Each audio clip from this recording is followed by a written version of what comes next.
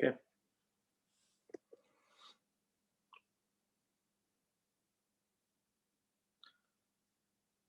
Assalamu alaikum. Are we live, Omar?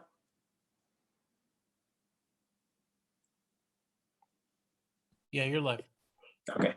Assalamu alaikum wa rahmatullahi wa barakatuh, everyone. How's everyone doing today? We have made it to the last 10 nights of Ramadan, subhanAllah. Tonight is the 21st night. So in addition to this hadith session we'll go through here, inshallah, try to observe some type of ibadah tonight, a little more than you normally do, even if it's something very minimal. Even if it's just a few more rak'at, a little more recitation of the Quran, whatever it may be, inshallah. Just try to do a little more tonight, inshallah. So tonight we are at hadith number 21. And for today's recitation, we did Surah Al-Naml and Surah Al-Qasas. Today's hadith talks about keeping trust and confidential things where they belong. The Prophet ﷺ mentioned, Al-majalisu bil-amana. Al-majalisu bil-amana. Gatherings are to be kept confidential. Rawahu Abu Dawood, recorded by Imam Abu Dawood. Now, once again, this is part of a longer hadith where the Prophet ﷺ mentioned, Al-majalisu bil-amana illa thalatha. That meetings are confidential except for 3 scenarios where you can actually break whatever was discussed in order to protect someone from the following. Number 1, safku dam.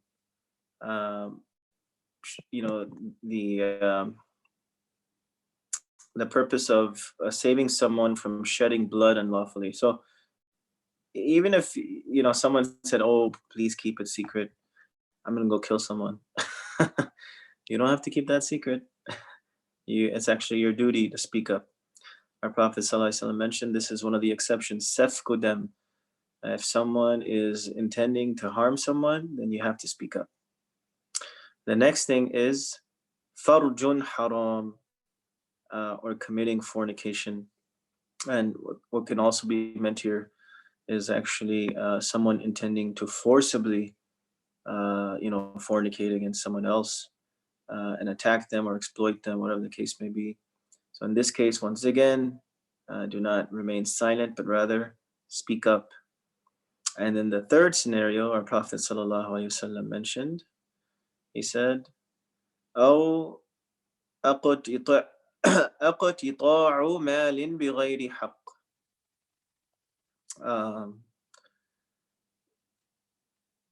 Taking away someone's wealth in an unjust manner, or acquiring property or wealth unjustly. So if someone has a plot to, not necessarily even rob someone, obviously that is a given. If someone is intending to rob somebody, then you must report this. But if someone is also intending to rip someone off in a transaction, you don't have to keep that confidential. You can let someone know, hey, look, man, you're about to enter into a transaction with so-and-so and you're about to get fleeced. So, and this is why. In that case, you got to speak up. But, in general, I want to mention, we enter a lot of these private gatherings or just private discussions with people. And many times we do not keep them confidential, especially when they tell us to specifically. We'll go and blurt it out to somebody. Sometimes people will go to the extent of putting it on Facebook or other social media, or they'll just spread it amongst the community. They'll maybe call another relative, another friend, and say, this person did this and that person hears about it, and then how do they feel about you? What opinion do you think they will have of you? Obviously, number one, that you're not trustworthy, and secondly, that you are backbiting them, that you are exposing something that they kept confidential to you. Maybe it was even something embarrassing, something that they really didn't want anyone to know. So this is a means of ruining relationships. It is a means of also spreading fitna, not only in your circle of family and friends, but even in the community sometimes when people don't keep their mouth shut, and they spread information that they were not supposed to. They were supposed to conceal it, but they didn't. Um, there's also another hadith when it comes to protecting someone's faults and mistakes. Sometimes you hear about something bad that somebody did, and you can't hold it in your tummy, so you decide to expose their faults and mistakes, even though whatever was told to you was meant to be confidential. Our Prophet ﷺ mentioned that the one who does this, who exposes others' faults, Allah subhanahu wa ta'ala will expose your faults in such a way that even if you were to hide inside your room in your closet, He will still expose you. So don't ever try and expose others, because Allah subhanahu wa ta'ala will expose you. So, if we've ever done this, then we should immediately seek uh, forgiveness from Allah subhanahu wa ta'ala, and also seek forgiveness of the person that you are harmed. It is not sufficient, everyone, that you simply ask Allah subhanahu wa ta'ala for forgiveness. This is one aspect of it. And Allah is more forgiving than anyone. He will inshallah forgive you. But in these cases where you abuse someone else's right, you must ask them for forgiveness. It's very common. People go to Hajj, they go to Umrah, and then they'll go on a group chat and they'll say, everyone, please forgive me if I've done anything wrong. They'll make a general statement. But they'll know that there's one person on that whole group that maybe they hurt specifically. But instead of asking them specifically for forgiveness, they will try to make it general because it's easy, right? It's easy. It's an easy way to get by. Oh, everyone, please, if I've done anything, please forgive me. Okay, that doesn't take much effort. But what takes more effort? Reaching out to someone specifically that you have hurt or might have offended, and reaching out to them and saying, hey, brother or sister, look, I might have done things in the past to hurt you, or you could even mention a specific incident. Hey, I know that time where I said this about you and that.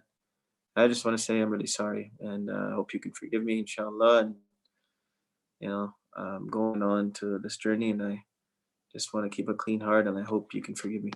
You know, doing something like that, it can make a world of a difference. It is a humbling experience for someone to do that, right? It requires some level of humbleness, some humility, and a lot of people they just don't want to do that. They want to take the easy route. Everyone always wants to take the easy route, and when it comes to matters like this, you are not only harming someone else, you are harming yourself by taking that easy route. You must ask them specifically for forgiveness. This is essential.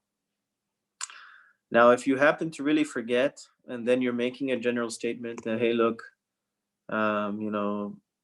please, if I've hurt you, please reach out to me privately and let me know what it was so I can ask forgiveness specifically for that, or at least remind me of what I did so I can realize my mistake. If you're sincere, then that's another story, inshallah. But for the most part, a lot of us do remember things that we have done to others, and maybe sometimes we don't. Sometimes you do something to someone unknowingly. You may do it unintentionally, but it really hurt them. So in those cases, it is beneficial to make a general ask that they forgive you. We are in the month of Ramadan, so this is a great time to do that as well. You don't have to wait till you go to Hajj or Umrah. You can do it now. In fact, you should do it right away. And I know why people like to do it before Hajj and Umrah, because they're going on the spiritual journey where, inshallah, they will be fully cleansed, especially Hajj, where, inshallah, you come back like the day your mother gave you birth, basically free of sin. So, people want to go there on a clean slate. So and if you do that, and if you are going, then, make that extra effort, inshallah. Um, this year, Hajj is right around the corner, just about 2.5 months away, but let's see. Hopefully it happens. There's a chance that it may not, though. I'm sure we'll find out very, very soon. But it'll be very sad, seeing that if it doesn't. Or maybe it can be done, but maybe with just the locals in Saudi. I'm not sure. It is something to look at, inshallah, and pay attention to. See what happens. Um, but anyway, the hadith. This is very important. Keep things, that have been secured with you, with you. And you don't want to tease people either, because when you tease them, they'll either get it out of you, or you will blurt it out. Meaning, let's say someone told you something very, that's a great secret, and you go to your friend and say, "Hey, man, someone gave me some big news, man. Oof, yeah, it's crazy, brother. I don't know. It's mind-boggling. But you know what? I can't tell you." That person's gonna say, "Come on, get it out, spill the beans," and they'll keep teasing you till you spill the beans, and you'll eventually spill the beans. You'll eventually tell them. So don't put yourself in that situation where you tease somebody, and you end up, disclosing that secret. Just stay quiet altogether. Don't give any hints. You give one hint, it's over. It's gonna come out of you. Bottom line, because that person will squeeze it out of you, and you will end up getting squeezed. So don't give hints. Don't give hints, inshallah. Let me check the chat here. I got a question. How does a single person perform their Eid prayer? They are alone at home due to COVID. Um, that's a good question. The Eid prayer is typically, supposed to be performed in a congregation. The idea is not to pray it alone, but inshallah, we'll have some guidance for you this year. Perhaps you can just get small groups and pray amongst yourselves with some family and friends. That would probably be the best way to do it. Obviously, we're not going to have a large Eid prayer, but perhaps if you can get your immediate family, a few members, and minimum, at least 3 people, you can do a jama'ah, inshallah, where you would pray the 2 rak'ahs and give a small khutbah. It can just be a few words. Even. You can just even read one hadith, inshallah, whatever it may be. Inshallah, we'll try to give you some guidance so that you all can do it at home. Maybe we can televise a small Eid khutbah. Something to think about. I will get with the team over at ICIE, and we will get back to you guys as soon as possible, inshallah, regarding that. Thank you for bringing that up, inshallah. So, going back to this, al-majalisu bil-amana. You gotta keep things confidential that were made to be confidential. And if you slip, then ask Allah for forgiveness, and the person that you violated for forgiveness as well, inshallah. And that hadith is recorded by Imam Abu Dawood. So now let's do a quick rundown of the last 20 hadith. We're getting close to the finish line here, folks. So make sure you are reviewing. And within the next few days, too, I will give some directions on how we will arrange for the competition, or the testing period, where the registrants of this challenge can come in and read these hadith from memory. So we'll have some guidance for you coming up very shortly, inshallah. When I get another salam, can some can never keep something confidential. Yeah, it's unfortunate, some people just got too many butterflies in their tummy, and uh, it has to come out. So if you know someone um, cannot keep something confidential, they have a problem doing it, then don't tell them. Don't make that mistake of telling them. If you know they are gonna slip, then don't do it. Don't do it. You're setting yourself up for trouble. And that is true. Unfortunately, there are people that no matter what you do, they will open their mouth and spill the beans. So be careful of that. Be careful of that. Khair, inshallah. So with that, if there's no more questions, we'll move on to the review. So let's go to hadith number 1.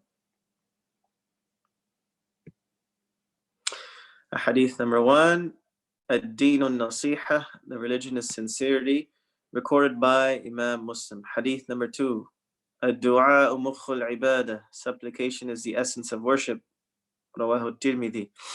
Hadith number 3, Al-Mar'u Ma'man Ahabba, a person will be with whom he loves. Rawahu Bukhari wa Muslim. Hadith number 4, Hubbuka shay'a yu'mi wa yusim, your love of something may render you blind and deaf. Rawahu Abu Dawood. Hadith number 5, Al-anatu min Allah wal-ajalatu min ash-shaytan, calmness is from Allah and haste is from shaitan. Rawahu Tirmidhi. Hadith number 6, Al-haya'u la ya'ti illa bi khair, modesty does not bring anything but goodness. Rawahu al-Bukhari. Hadith number 7, At-tuhuru shatrul iman, purity is half of faith. Rawahu Muslim. Hadith number 8, Al-khamru jumma'ul ithm, alcohol constitutes many sins. Rawahu Razin. Hadith number 9, Inna Allaha jamilun yuhibbul jamal, Allah is beautiful, He loves beauty. Rawahu Muslim. Hadith number 10, La darara wa la dirar, do not cause harm or return harm. Rawahu Ibn Majah.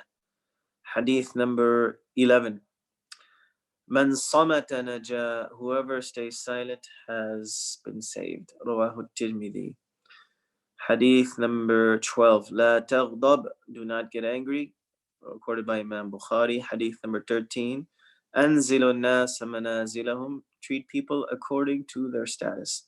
Rawahu Abu Dawood. Hadith number 14, Man lam yashkurin nas lam yashkurillah, whoever is not thankful to people is not thankful to Allah. Rawahu Tirmidhi. Hadith number 15, Inna dhulma dhulumatu yawm al-qiyamah, verily oppression will be darkness on the day of judgment, recorded by Imam Bukhari. Hadith number 16, Yassiru wa la tu'assiru wasakkinu wa la tunaffiru, make things easy, do not make them difficult, and make things calm with glad tidings, and do not repulse people and scare people away. Rawahu Bukhari. Hadith number 17, Lu'ina abadu dinar wa lu'ina abadu dirham, accursed is the slave of the dinar on the slave, and accursed is the slave of the dirham. Rawahu Tirmidhi. Basically, accursed is the slave of money. Hadith number 18, Man ghashana falaysa minna, whoever deceives us is not from us. Rawahu Muslim. Hadith number 19, Inna min al-bayani la sihra, verily in speech there is magic. There is a magical effect in some forms of speech. Rawahu al-Bukhari. Hadith number 20, Inna min ash-shi'ri hikmah, and verily in poetry is wisdom. There is some poetry in good forms of poetry. Rawahu al-Bukhari.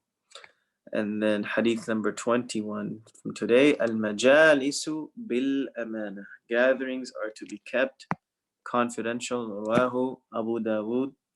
And then for today's dua, a dua that we all should be making the last 10 nights. When Aisha radiallahu anha asked the Prophet ﷺ, what should I make dua with during these last 10 nights? Our Prophet ﷺ taught her and the Ummah, Allahumma innaka afuun tuhibbul afwa fa'fu anni. So we'll say it together, inshallah.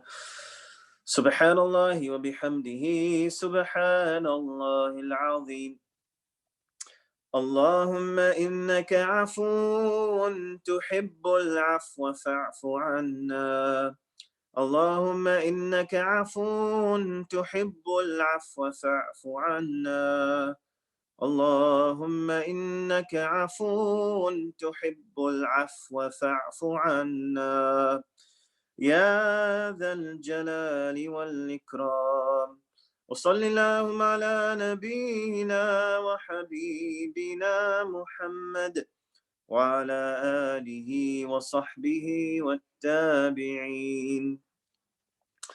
O Allah, verily you are the Afu, the one who pardons, who forgives. Tuhibbul af, and you like to pardon, you like to forgive. So fa'fu anni, so forgive me, pardon me. Beautiful dua that we should all say, inshallah, these last 10 nights, especially the odd nights, like tonight. So inshallah, try to increase yourself in ibadah. As you know, these last 10 nights are where inshallah, we know they are the best 10 nights of the whole year. There's no better 10 nights. But also within these 10 nights is Laylatul Qadr. So, and you don't know which night it can be on. It can be any of these odd nights, and some say any of the last 10 nights. So may Allah allow us to find that night and worship Him. And whoever does so, inshallah, غُفِرَ لَهُ مَا تَقَدَّمَ مِنْ ذَنْبِهِ. Their sins will be forgiven, and they will get the reward of worshipping Allah subhanahu wa ta'ala for 1,000 months. So may Allah subhanahu wa ta'ala grant us Laylatul Qadr in these last 10 nights as well. Jazakumullah khairan. Wassalamu alaikum wa rahmatullahi wa barakatuh.